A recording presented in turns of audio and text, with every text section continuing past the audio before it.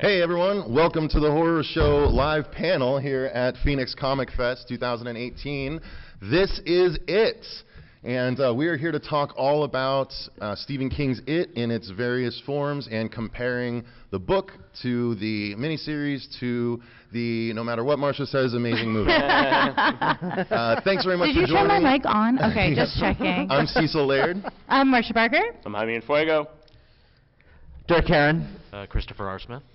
All right, and Fuego, would you like to take the reins, sir? Indeed, yeah. So everybody knows that last year when Andy Muschietti decided to remake, and it was more so a reinterpretation, at least in my estimation, because of the fact that they went from the 50s is that to how the it's pronounced? 80s and everything. But yes, enjoy my lisp, everybody, with these bangers. But yeah, it basically broke all box office records for horror, surpassed The Exorcist as the highest-grossing horror film in history, which, you know, if we're going to, like denote for inflation, it probably still wouldn't be behind that. But needless to say, it was a cultural phenomenon, and next year on September 6, 2019, we are going to be seeing the second chapter where, you know, everything comes full circle and we see those kiddies grown up and everything. They have cast everybody but Mike Hanlon at this point. But so we're basically, as Cecil said, going to be going from iteration to iteration. We're going to talk about the 1986 novel first and foremost, which I know is Marcia's personal favorite.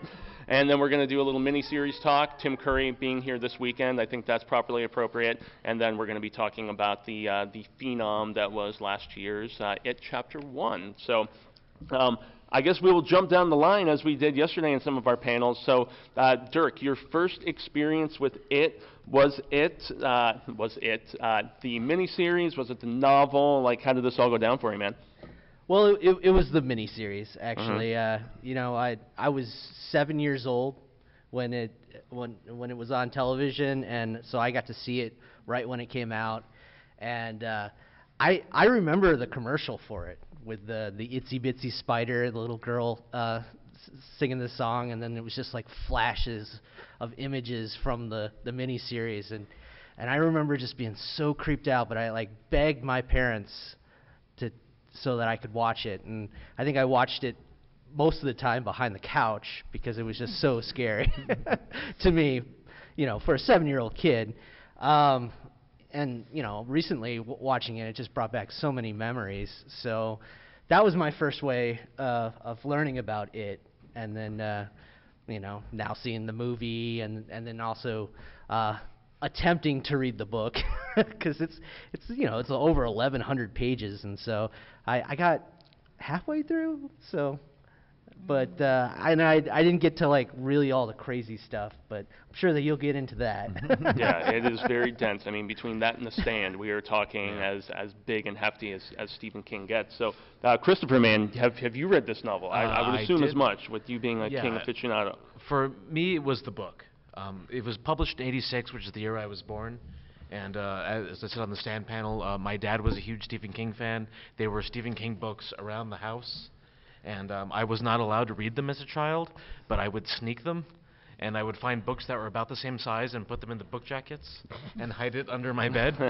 And so I was literally like hiding Stephen King books under my bed, and it was one of them. Yes, that was my first introduction to the story. Was the book. Nice, very dope. Cecil, first experience, man, with this crazy Pennywise guy. Yeah, mine was the miniseries. Again, my book story is similar to the one I had at the panel yesterday, just like Chris, in that it, very much like The Stand, just looked like a ginormous tome that I would not be able to crack. Like, as I said, I never really cracked textbooks, and that looked like about 7 of them. So I just didn't really cotton to the idea when I was that young. So I ended up watching the miniseries, and while I don't think it was the origin of my distaste for clowns, that honor belongs to Killer Clowns from Outer Space, but it is right up there. However, with the, you know, benefit of hindsight and having rewatched it, you know, leading up to the new movie, which I absolutely loved. It was my favorite movie of last year, let alone horror movie. So that gives you a little bit of an idea of my opinion on it. But yeah, the miniseries was great at the time. It scared me. I think I was a big Jonathan Brandis fan at the time. Sequest. Very understandable. Yeah. Between that and Neverending Story 2, I was all on board that guy. But that's okay. Let's rethink how to say that. Anyway, yeah, so the miniseries for me. I still wasn't a huge fan of the adult part, like the back half of it, even as a kid, but I still really, really liked the whole thing back then. Heck yeah. Well, Marcia, I know you were very opinionated about this particular subject. You saw the miniseries first, though? Well, for the subject on hand is our first experience, I would say definitely the miniseries as most, because I wasn't reading Stephen King as a small child, but I was able to have my freedom as a latchkey kid to watch whatever I could on TV. So I did watch it, and to be honest, the only thing that really stood out, which probably most of us can attest to, is Tim Curry's version of Pennywise. And that stuck with me forever, where to this day I still don't like to step over those storm gates. So, no. I just imagine him being there every time, like, somebody's going to grab me. But, yeah, that was my first experience with it. And then recently, when they decided to do the reboot, I was like, oh, this is a fantastic time to commit myself to reading the actual novel and re-experiencing the miniseries and then diving into the movie, which I should have done it in the opposite order, for sure. But it's such a fantastic story, and just knowing Stephen King's thought process behind it and why he built the story the way he did, and just the intricateness of the story and the characters and the background of Derry, Maine, and just knowing that that ties into so many different worlds that he's created. This is one of my top favorite storylines that he has next to The Shining. I think The Shining and it are up there for me. So. Nice. First experience with me was most definitely seeing the miniseries as a kid. And ironically, it wasn't the Georgie stuff that scared me the most. The thing that just resonated and literally kept me awake at night was hearing the voices out of the drain when Bevy is there, and just thinking she's hearing dead kids down there and everything. And I thought that scene was very well done in both the miniseries and in the film. So, but then, I mean, they didn't really have to alter a lot. It's just the thought of something that kills children is just so unnerving to me. And yeah, that was something that they obviously did a tremendous job in both the original and in the remake. But the book being so damn dense is, I mean, there's only so much that you can do when you're adapting a King property. And I mean, you're not going to get as much of the every 27 years as you get in the book, where you hear about everything from a warehouse of kids getting burned to death on Easter to, I mean, some crazy mobster stuff, even going back to a massacre with some loggers in the late 1800s. I mean, there's so much that you can just reference as far as cyclical evil with this novel. And since I know Derk said that you didn't get through all of it, man, I mean, we can jump back to Chris. Is there something that you were disappointed hasn't made it into either iteration so far, man? I think the entire stories of the history of Derry, Maine, which I understand why they didn't put it in the films, in the adaptations, which I'll just right now say I think the miniseries is awful. It's unwatchable. Tim Curry is the only good thing in that miniseries. I think that was a horrible adaptation and was just a travesty to the novel. But, wow. Yes. I like this stuff with the kids. I like to disagree. I know. Yeah. Well. Yeah, me too. Okay. Well, that's something we need to talk about then. Is it because it traumatized you as a child when you saw it? It was something that was scary to you as a child? Because have you seen it recently? Yes. Yeah, I did. Yeah. And you guys, you seen it recently? Oh, yeah, Oh, yeah. I have. Yeah. And you think it holds up? Well, of course. Some of it. Okay, so if we're The skipping, musical if we're going to skip montages. ahead, but the miniseries, the reason why the miniseries it doesn't hold up is because it is dated by its era.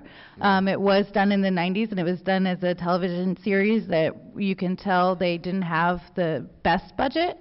And if they did the series again and included some more aspects, or even if they didn't include different aspects that we wish we would have seen, they just updated it, would have been better than the movie itself, is in my opinion, because they were closer to the plot points and the storyline and the different scares than the new movie was, in my opinion. Did Stephen King write the teleplay? I don't think he did, right? I don't think he did for this Not one, for this no. one.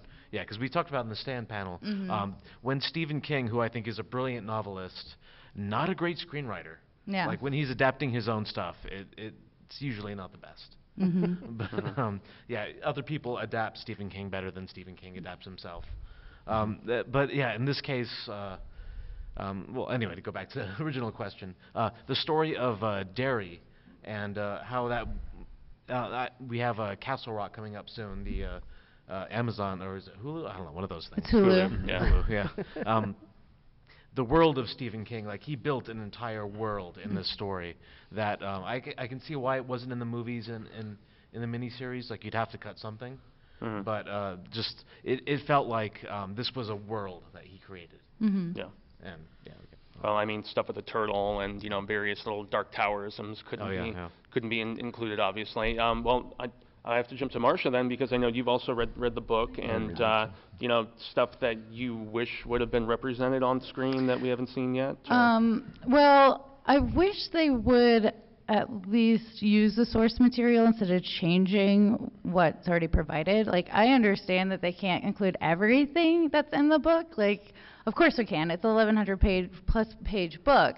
However, I don't see the point of altering the scariness or the fears. Like, you don't get the mummy or the werewolf and Neibolt Street. I was really sad they didn't bring the Neibolt Street into the miniseries, and I was excited they were bringing it into the movie. But then when we got what we got, I was like, why? Because those things aren't scary anymore. Mummies and werewolves? No. Well, you can update it. The whole point of it is that he uses your fears to butter you up, per se, and to eat you. Well, there's plenty of things in this world today that is scary that they can update it with that isn't just Pennywise. I felt that the movie itself was like, well, we know Pennywise is scary from the miniseries, so we're just going to make a movie about Pennywise instead of bringing in that essence of what makes us scared, what makes us really tick, and everybody is different, and our imaginations run wild, and that's what makes it so scary. And when you cut all of that out, you're just wasting my time, basically. But they didn't cut all that out. It's just not the same scares from the book. They Everyone did cut still it had out. individual scares. The movie was made for Mike Hanlon was scared of the kids, Pennywise, the burned people. One of Which the kids was was scared of the headless guy. Right. Another kid was scared of.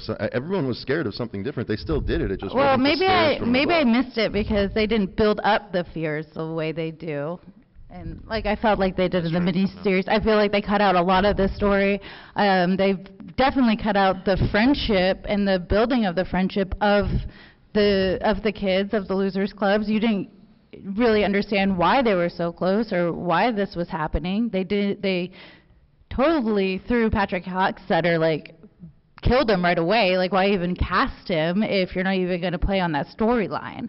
And then they downplayed Henry in that whole bully series. I'm sorry, I'm going on a tangent because a lot of it didn't make sense to me, because there is a way you can incorporate that storyline without making it a 4-hour film. It was already 2.5 hours, though. How could they have included that much more stuff? Cutting out the stuff that they didn't need. I think the box office and the audience is in much disagreement. Well, I mean, of course, when you say the box office, you go to the box office, everybody's going to go see it, and that's where the monies are coming from. Yeah, I would've sure, used but that did I as go a back judge to of watch the something that's movie? good. I did not. I mean, Box a lot of office. times you can. I mean, not in the case of Transformers anymore. I mean, Yeah, not that you ever could. Did with they make them, 8 of those or what? Yeah, well, the last one they're all tanked, and they're garbage. probably done now. So Yeah, and they that's the just thing. canceled the new one, Eventually, the camel's back breaks. But as of right now, it seems like it was, in its case, it seemed to be a barometer of quality in general opinions. Well, I think it would be interesting if you actually read the story and then watched the movie and then kind of see. No, I'm sure I would be the just as difference. frustrated. I'm sure I would be just as frustrated as you, because that happened when I listened to Pet Sematary and then I rewatched that movie. I was like, oh shit, there's like nothing in here that helped build the characters, Right. and I'm sure I would feel the same way. However, I know from, you know, all the time I've spent with horror movies and trying to, you know, come up with stories and things like that, that there would have to be sacrifices. So I'm quite frankly happy that I experienced it the way that I did. So I'm not angry. I wish I loved did. the movie. I wish I would have gone in the reverse mode, because it. I mean, I sat in the theater completely underwhelmed and, quite frankly, was laughing and not paying attention to it most of the time, because it was just like, what is this? Why is this? Why is Pennywise already scary looking? He's supposed to be he's supposed to be enduring and welcoming for Georgie to walk up to. I mean, a 4-year-old's not going to walk up to a really scary clown in the sewer, but if he was like Tim Curry, you know, he was welcoming, he was sweet, he was charming, you brought him in, lured him in, and then you saw the teeth Then and you're you up to saw something. it, you know. That makes more sense. I don't know. Bring me the fear. I wanted the fear.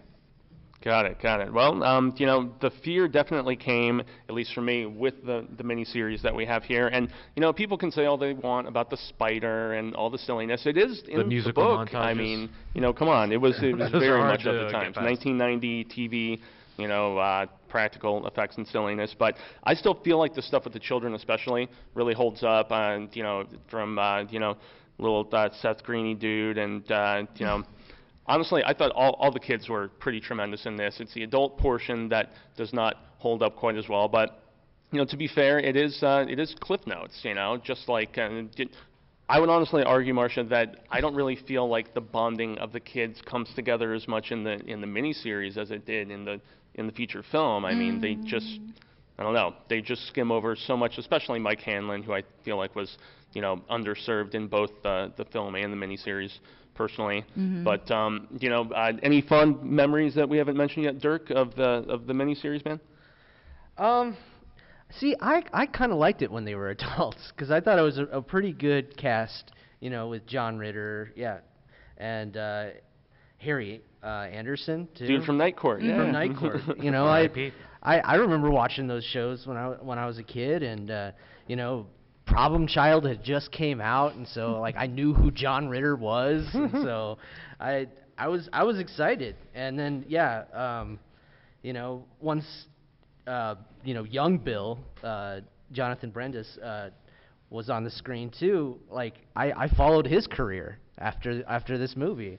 I felt like the acting was okay, you know, especially to a 7-year-old kid. You know, we're pretty entertained by anything, especially a movie that I felt like when I first saw it the first time, I thought I shouldn't be watching this. This is too adult for me. And so I don't know. I liked all the. I understand the climactic ending for the adults was a little corny with the giant spider and everything, but from what I've read about the book, since I didn't finish the book, all that stuff kind of happened. Like he does turn into a giant spider. They do rip out his heart and everything, and so I think that it did the book justice for what it was. I know that they didn't have a huge budget or anything, but I think Tommy Lee Wallace, who he also directed like Halloween 3, Season of the Witch, which I love that movie as a underrated, man. Yeah, and so with a lot of John Carpenter films, he was the production designer. He was actually Michael Myers in a lot of the scenes in the original Halloween. Yeah, I remember. He was also in The Fog too. The Fog, yeah. So I don't know, man. I thought that they did a lot with a little, and I really enjoyed it. And watching it like the other day, it brought back fond memories. You know, maybe it doesn't hold up as well nowadays, especially with the new movie that just coming out, and I think that what it had going for it was that, you know, it's riding this whole 80s nostalgia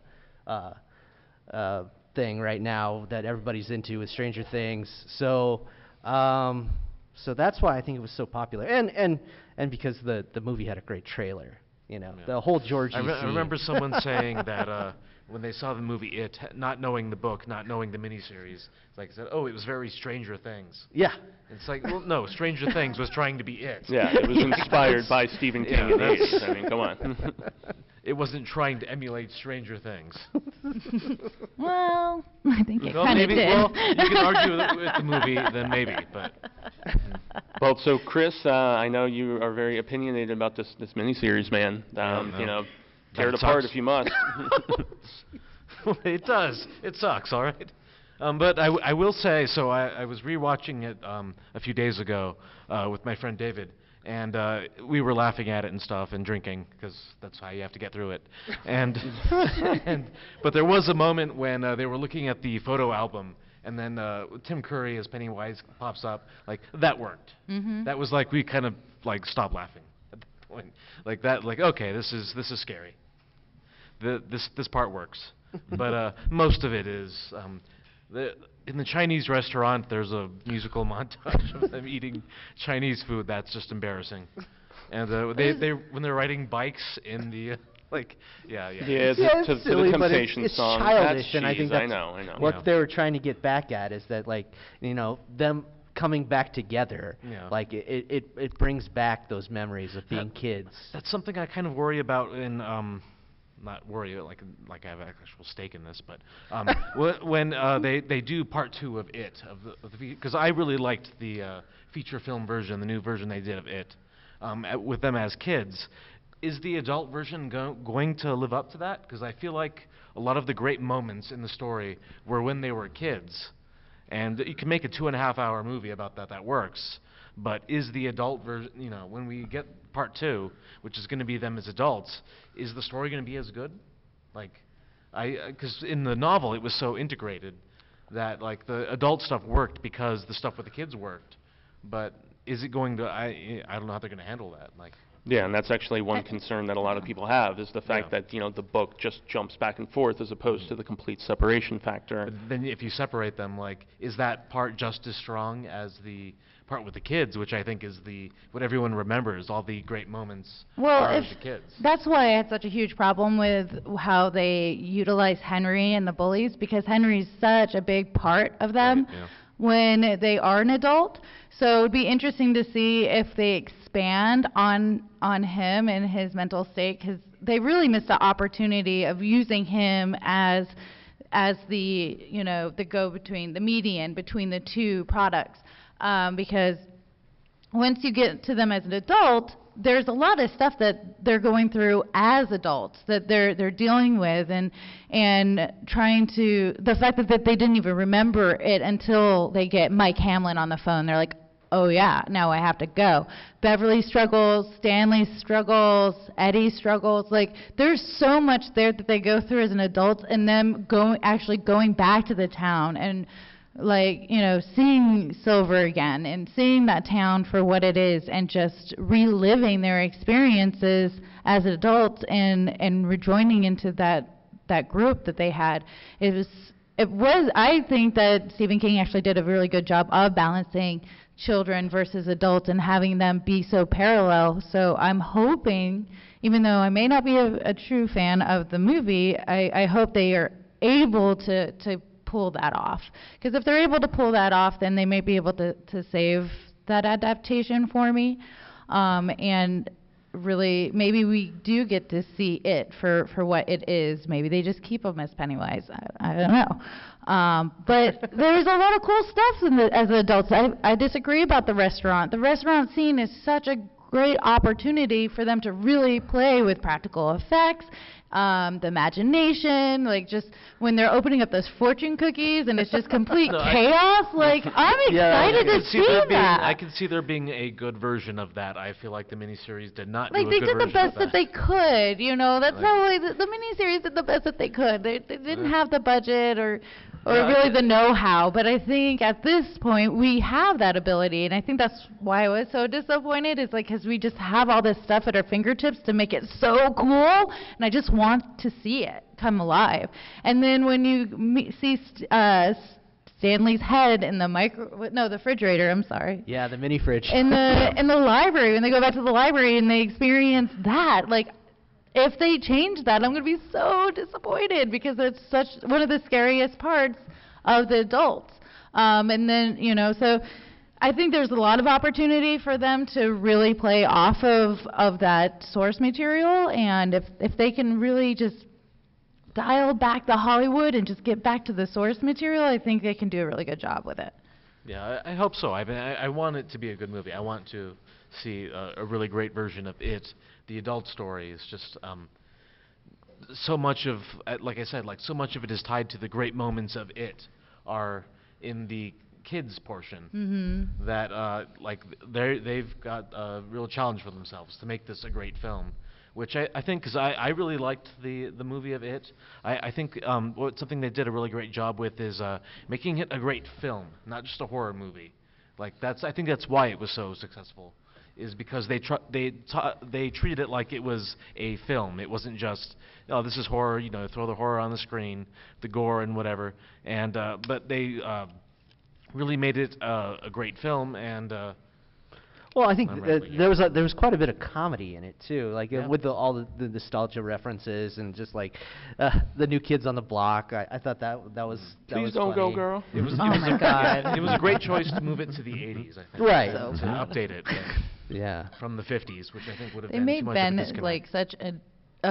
Ben is my favorite character, and I hated what they did to his character. So. Well, yeah, he pretty much took Mike's Yeah. He did. Yeah. Which I'm wondering, if they're gonna do that, does Ben become the librarian? Right? Does he stay behind? Not Yeah. Mike? Does Mike end up becoming an architect, Yeah. or maybe he owns his own slaughterhouse since he was working in a slaughterhouse as a kid? I don't know, but. We'll have to see, but yeah, unfortunately, Ben got most of the lines when it was supposed to give those lines to Mike. So Cecil, what about the miniseries for you? What about it? What are your parts? We haven't heard about your favorite parts of the miniseries. It sucks, or are you wrong? No. I don't think it holds up. I think obviously Tim Curry was good, but the way I described it during our reviews of the movie was Tim Curry played, a sort of silly clown named Pennywise with a dark side. In the new one, it was something masquerading as a clown calling itself Pennywise. And I think there's an important distinction in how it was played there, because I think when I think of what it is supposed to be, I think the movie is closer to what would scare me than the miniseries by a long shot. But if I'm trying to find the good in the miniseries, I like the kid stuff better than the adult stuff. I hated Bev as an adult. I don't even know if this is the exact line, but the one thing that always pops into my mind is when she's like, he's just so mean. And I'm like, God.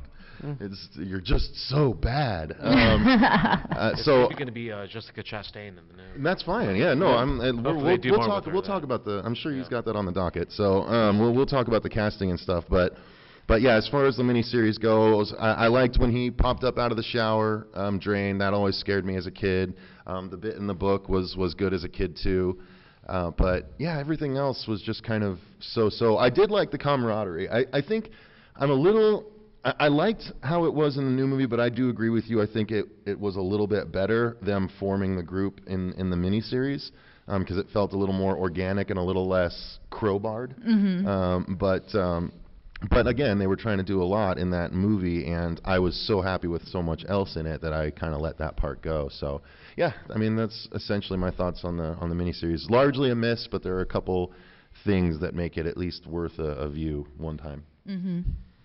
Got it. Well, if we're going to jump into the film now, and the one thing that I have to say is, Marcia, you mentioned that it was very Hollywoodized and stuff like that, but that's what really gave it so much more cinematic scope to me. I still remember when Cecil and I saw that first trailer and just the sweeping camera movements and everything, and it just felt so much bigger and so much more real, based on that factor. There was a lot that they succeeded with here, and there was still a few things where I can see how they were hopping on the 80s nostalgia train, which, was already going hard because of Stranger Things and, other stuff like that. But, it succeeded more so than it failed. I'm just a nitpicker like Marcia that, maybe wasn't quite as judgmental about some of the changes. But, yeah, it's just... It's tough with just such dense source material to actually be wading through. So I guess we'll hurl it back to Derk over there, man. So where do you feel like the feature film succeeded where the miniseries failed? Yeah, I think that they just made it way more theatrical. Yeah, just with you describing like the camera movements and everything, and I felt that like. Bill Skarsgård did a pretty good job too. I think that he did a different iteration of Pennywise that I wasn't expecting, he did, like, I know that Marcia, you say that he it's just mostly Pennywise, but he did transform quite a bit. I thought we got to see the leper, which was in the book. I made it to that part anyways. And then and then we got to see him change quite a bit at the end. It was very quick, but we did get to see the mummy for a second. And there was those classic scenes with the storm, the drain and the blood, and but I don't know, man. I really enjoyed the movie. I thought it was a lot of fun. I didn't know it was going to be so funny. That was what was kind of surprising. Like it wasn't so much scary. I just had a good time. Like it was a good time at the theater, and I feel like my experience with the miniseries as a kid, that was very frightening. And so I guess that's what's different now that I'm grown up, and I love horror as much as I do now, and it's from those moments of being scared, and I guess that's the nostalgia for me, is like remembering those moments, and even though maybe the movie wasn't as scary as I hoped it to be, it was just still a lot of fun, and that's all you can ask for, especially when you're paying like $9 to see a movie.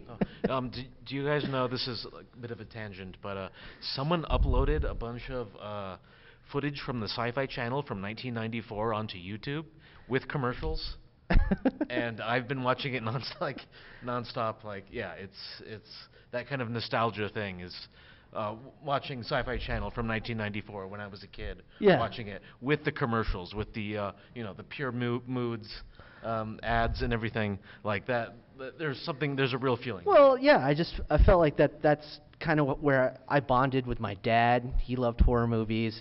I loved it how my mom hated me watching horror movies, and there was a lot of times where she would cover my eyes, no, you cannot see this, or she would watch the movie before me, so she would know those parts, so she would have to fast forward through it. Yeah. So she was having to watch horror movies. Yeah, because to screen them for you. Yeah, just because that she knew that I enjoyed it so much.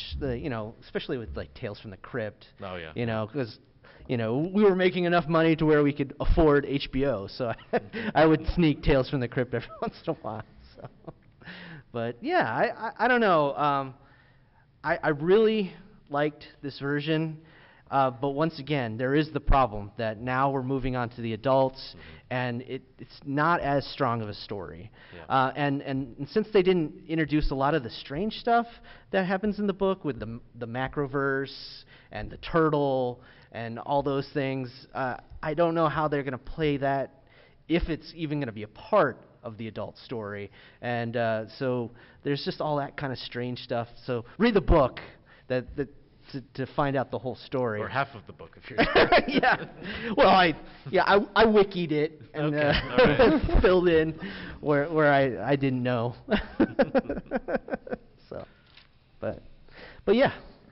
So, Kristopher, thoughts on the film, man, where you obviously feel like it was a better representation then in comparison with the miniseries? Oh, yeah, totally. I mean, Yeah. again, the miniseries is awful. Yeah, I think it did something very successfully that I think usually the best Stephen King adaptations in film are the non-horror ones. Like, think about one of the ones that people like really love that are the like Shawshank, Green Mile, Stand by Me. Yeah. I think Dolores Claiborne is a very underrated film. Vastly I think underrated. Kathy Bates that's kills an it. excellent film that I think doesn't get talked about enough. But and I think because what Stephen King does so well is creating these worlds and these characters that are so real. Like, you can, if you pulled off of the highway in Maine and went to some small town diner, those are the people you're going to encounter. Stephen King does that so well. And I think in a lot of the horror adaptations of his horror novels, they focus on the horror. Like, we didn't get to do Pet Sematary last night, but yeah, why I thought the book worked so much better than the movie was the movie focused on the horror instead of the characters, which is what makes the horror so real. Like, you can kind of that's what makes it resonate, that, obviously, yes, because you care so much about the characters. They seem like these real people.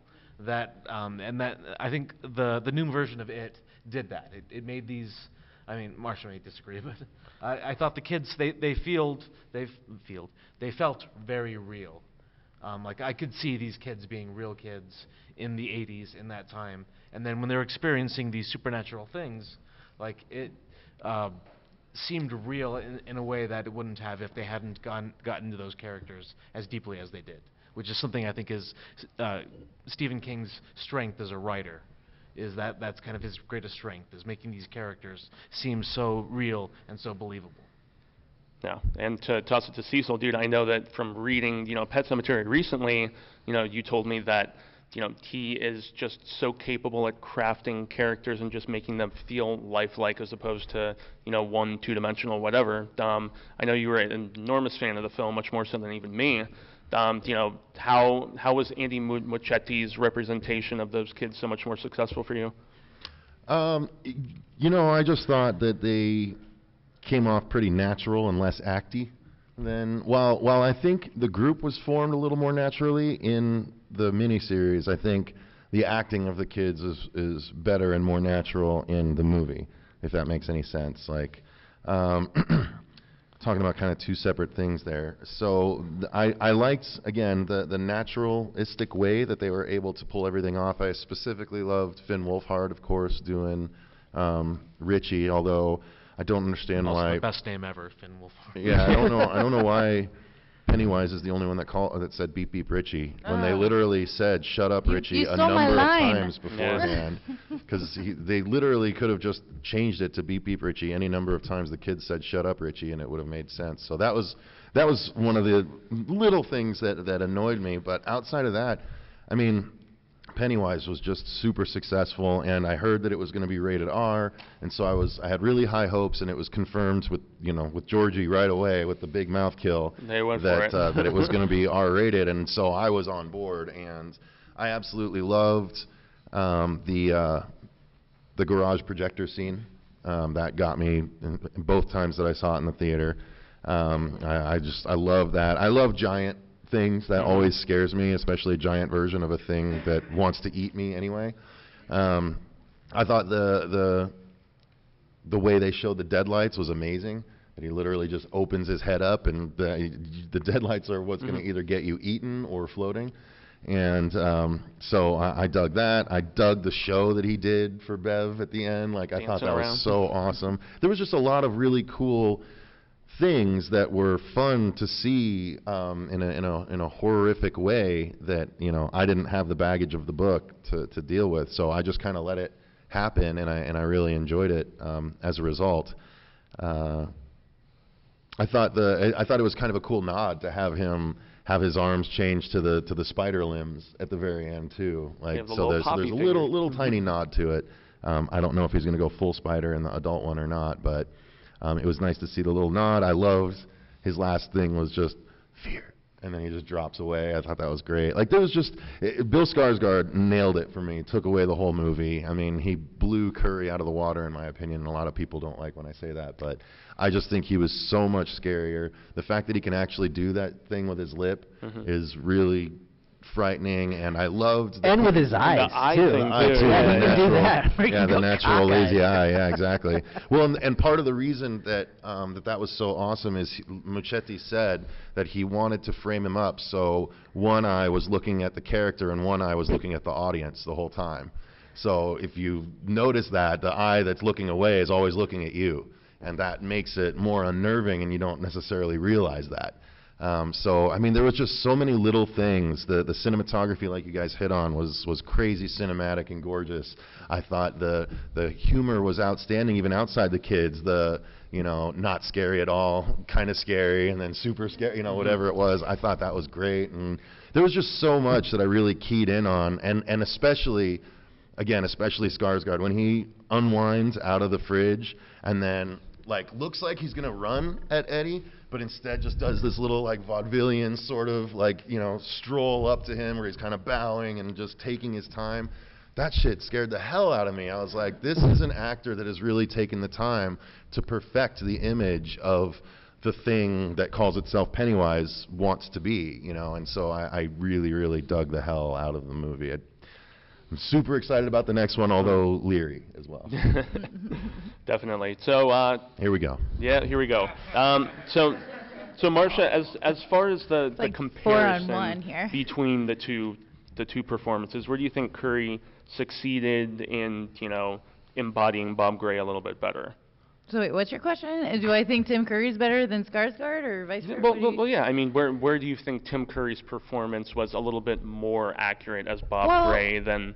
I than what thought Tim Skarsgård Curry did? did a good job of, like I said before, I think he did a good job of making Pennywise approachable. Because when you're thinking, the reason why he's Pennywise, when he is Pennywise, is because he's trying to lure little children, like toddlers, and from 3 to 5 years old. So a toddler is not going to walk up to a Skarsgård.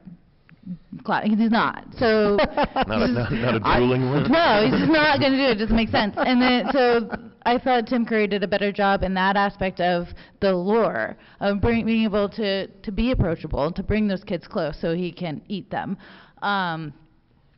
But I'm not going to knock Skarsgård. He did do a good job. I mean, I think if he was able to balance that out a little bit more for me, I would absolutely think he was the number one clown and person for the job. And maybe it's just the script writing and the way maybe it was edited that it came out that way.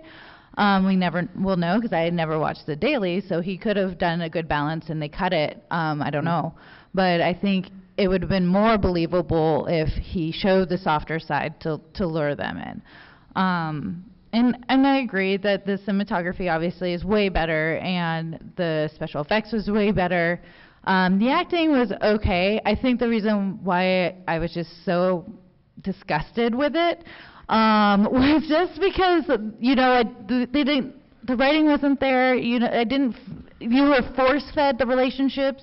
You had to accept that they were already friends, and it's like, okay, I just have to accept that. It was really hard for me to take that away because, again, the miniseries, you were able to have that organicness of them coming together and battling. We had some fun musical montages to show us. Yeah. Oh my God. There was a musical montage in the new one that I cannot get behind. Okay, all right. The cleaning yeah, of the blood. Come on. That's all right. Yeah. That was an unbelievably happy song in the middle of a very odd moment. Yeah. And I guess I would be on your side with the Pennywise in the House on Neibolt Street if I could get behind it. It's just I wanted the werewolf and I wanted the actual battle and beep beep. When he said beep beep Richie at that moment, I wanted to punch somebody in the face. I'm like, you have not said that line the whole time, and that's when you're going to give me beep beep Richie, which makes absolutely no sense to anybody else in the audience that's never experienced it before. But did you like the clown room though? No, I thought it was a waste of time. I think the story, if you get a chance to read The House on Neibolt Street, you'll understand why I believe you'd be disappointed too. Okay. Because it's supposed to feel like a fun house, and they were all supposed to be there, and it was a moment where the first battle against it, and when he randomly slices Ben open with the werewolf claw, it doesn't make sense. I feel like they should just pick one way or the other. If you're just not going to include that stuff into the storyline, then don't include it. Just throwing bits and pieces out for me to be like, oh, okay, I read the book, so I understand what that is. It more made me angry than it did satisfy my need to see those things. But I mean, I would say I would like the movie if it was called Pennywise versus It, because I don't feel like they captured the essence of the actual story. That's my thoughts. There you go. Well, you know, I personally feel that they captured the spirit to a degree, but I am with Marcia in the fact that I wanted to see those classic 50s monsters, the ones that are, you know, peppered throughout. I mean, there's even a scene where in the canal he sees like a shark, and I mean, there's so much ripe coolness that they could have gone with, you know.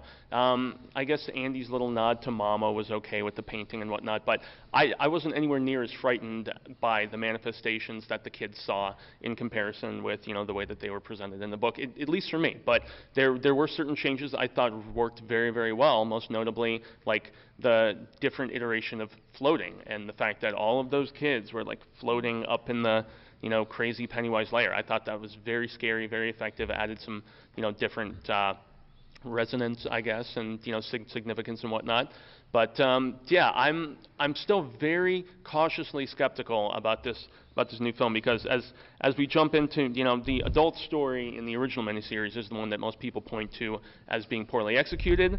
I still, you know, thought it wasn't too bad, but we're gonna just skip past that real quick because we finally have some casting that is going down here. So as Chris mentioned earlier, we've got Jessica Chastain, and it's funny because they mentioned 3 heavy hitters right off the bat. So James McAvoy was actually my personal choice to play Stuttering Bill as a grown-up when I did my little dream casting thing.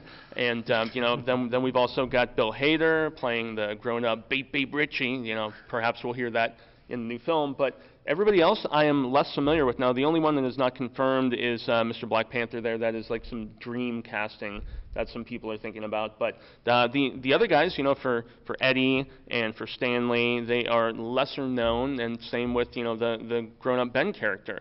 So I don't know. I guess Marcia, I will toss it to you because I know that what do they have to do with the adults to, you know, kind of right the ship in your opinion and make this a better film?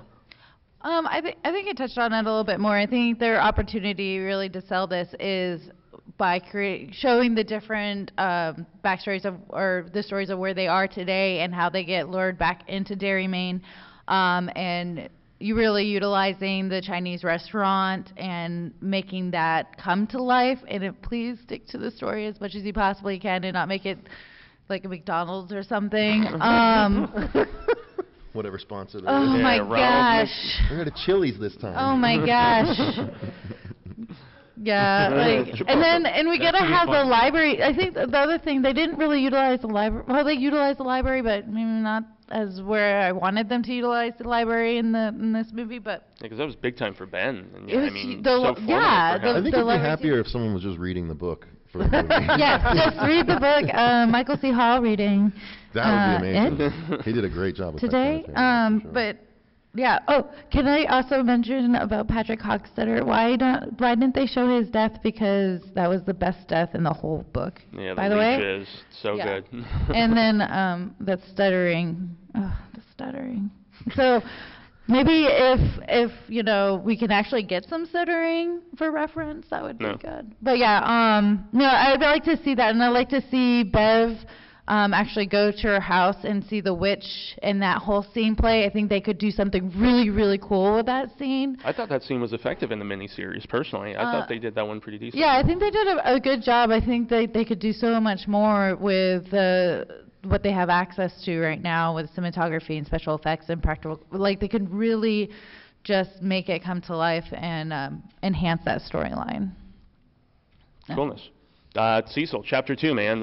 Thoughts, projections? Yeah, I just hope they do it well. I'm liking the casting so far. It's not looking like we're going the route of finding TV actors, although it's just not the same anymore. You know, the TV scape is such a different thing now 30 years after, you know, in the 80s or 90s, actually, when this, was it 90? It was 90, right? 1990. Yeah. So right at that time, you know, TV was considered death for big actors, and it was, TV it now was is where like a you went theatrical to level. go to It was pasture. also the year that Twin Peaks happened too, which was a game changer. Okay, but that's not, it didn't change everything for a while. So it's a different thing now that we're able to get actual solid acting going in both TV and film. So I'm happy to see the casting.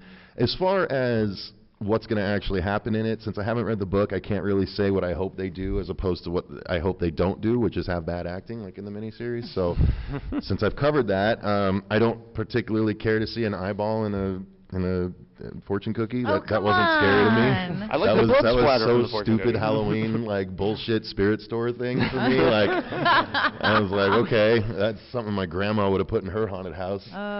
But you know, so I'm just hoping they're going to keep the level of fright that I felt they set in the first film. So yeah, I mean that's it. Just keep the scariness. I'm loving that Skarsgård's coming back. So I'm going to be interested. I'll tell you what. I'm most interested to see if his portrayal of Pennywise changes dealing with the adult versions of the kids versus, you know, the child version. Well, you should, because he's a lot more frantic as an adult with the adults, because they already defeated him once, and he's trying everything he can to keep them from defeating him. So he really relies heavily on Henry and just steps everything up a notch.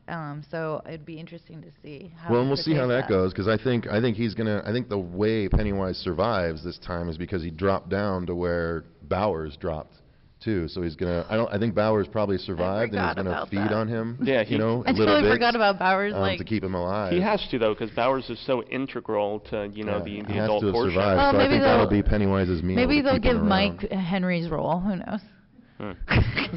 Christopher. I can't wait to see. I mean, the first film I thought set a very high bar. I can't wait for the musical montages that are happening. in part two. I bet they're going to be awesome. Although it'll be modern day music, you know, because Yeah, it's going you to take know. place Yeah. today as opposed to the decade jumping. You know, they'll find a fun retro song. Yeah. You know, we'll see. Maybe some Rob Zombie. Maybe, yeah. Maybe. The Chinese restaurant with the eyeball Rob and fortune Zombie. cookie. Yeah. Dracula Uh, I might be into that. Yeah. Awesome. Derk, man, what's your hopes for this new chapter 2 coming next year? I was hoping that, you know, like Black Panther would be perfect, Chadwick Boseman for Yeah. Mike, but what about Idris Elba? Like I to think he's a kind of little come old back. in the Way tooth, too you old. know, and plus Well, he's already rolling he's anyway, 45, right? So, I mean, and Chadwick's 40, so it's like He feels old though. He has his he does more like feel chiseled persona. kind of- His on-screen persona. He's is too that regal he's for older, it. Yeah. Yeah. Yeah. well, you just worked with Jessica Chastain with Molly's Game, and I thought that Yeah. they gelled really No, he's if a great actor. I feel like if think he he's- showed up, he'd have to be the mayor of Derry or something like that. He has Yeah, too you much could pull that presence off. to play like someone that's just that relatable and you know. Yeah, well, we don't really know how old Mike was. Mike actually seemed kind of older than the other kids. He was a lot taller. He was actually 24. I'm fighting for this. And actually, I want the- the gunslinger, man. I want And I I want him think to the be age in of a the actor good too, Stephen man. King movie. Yeah, But- the age of that particular actor who played Mike, he was like a year or two older than the other kids. Yeah. So, yeah, But, definitely looked it. But I don't know, man. I like the casting. I think that James McAvoy is going to do a great job. Bill Hader, perfect. Andy Bean, I knew him from The Wire, so I think he's going to be a perfect Eddie. So he looks so much like the kid too. I mean, Yeah. when I saw the side by side, I was Yeah. like, damn.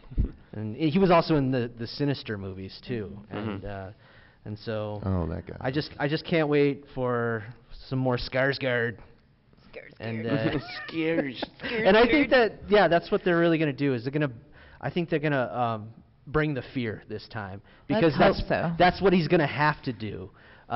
because since they're older now. Yeah, because he has to make them believe again, almost in a sense, you know. Exactly. Yeah, a couple things that I'm really hoping we get to see on screen, because there are going to be flashbacks to the kids. So they're riding that gravy train. They're going to milk some stuff with, you know, actually, you know, seeing them again as kids. And I want the smoke out scene where they smoke out the crazy little fortress of theirs and they trip when they go on their out. trip. And Yeah, that's something I really want to see. Yeah, to like Are we going to talk about the sex scene, or are we just? No, boy, that's something I. Is that one you want to see in the sequel? Donuts for cents. Why King and all of his weirdness put that in there? It's because King always has to have some weird sex going on in his books. That's just the way it is, and he's like, well, I guess we're gonna do it as kids, and then as adults, they got some sex as adults too, but not. Well, then they're thing. adults, so it's okay. They didn't run a train as adults? Not a train. It was just Bev and Bill. Well, he had some kinky shit with Bowers and Hochstadter. I mean, come on. Yeah, Spider. kinky.